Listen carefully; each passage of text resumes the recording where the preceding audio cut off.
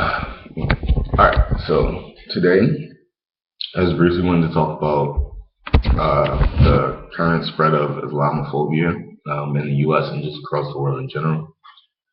So pretty much everybody knows about the Paris attacks. There was a bunch of terrorist attacks planned and executed by a couple of, there's no other word to describe them but terrorists. And ISIS later on claimed pretty much responsibility for those attacks. So it's been, I would say, probably like 3 weeks, 3 weeks since that's happened. However, the Islamophobia has been spreading like rapidly. Recently, Donald Trump came out and said that he wanted to ban all Muslim travel to the U.S. Not only that, that included students studying abroad, people just on vacation, and he also proposed that they should wear identification badges, and because he could supposedly spot a Muslim simply by looking at them. So I have a problem with that. The main problem is that that's literally not what this country stands for.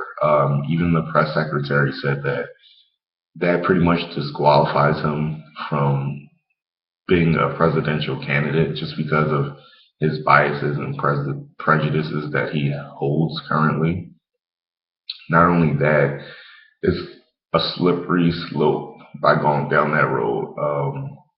Not all Muslims are bad. In fact, there's a large majority of Muslims living in the U.S. I'm not sure of the exact statistics, but it's a pretty large number. And for him to kind of make that assumption and target people unjustly who have no connection to ISIS, it's definitely wrong. Not even kind of, it's definitely wrong. Also, to target a religion that has nothing to do with that,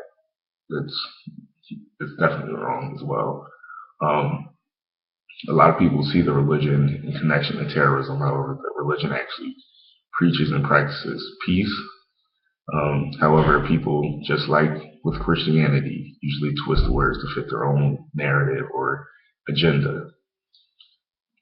And the scariest part is that the effect that it will have on the U.S. and citizens here.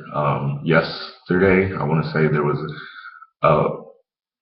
there was a severed pig's head found in front of a mosque in North Philadelphia, which is crazy because obviously in the Muslim religion,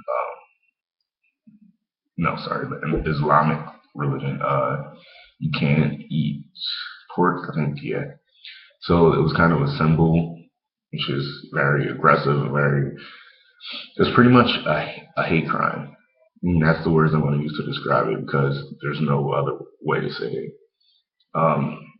The scariest part is that there are people who still support Donald Trump after all that, after all was said and done, after he outright just came out and said that he was very prejudiced towards Muslims and that they should wear IDs, identify themselves, and they shouldn't be allowed to travel outside or inside the U.S. It's insane. It's crazy. And it's the same kind of mentality that led to the discrimination against Jewish people in the 1930s and 1940s, the Hitler mentality.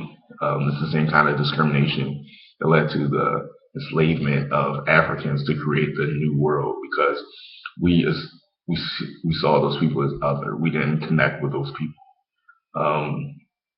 And I just think it's insane to think that people support him.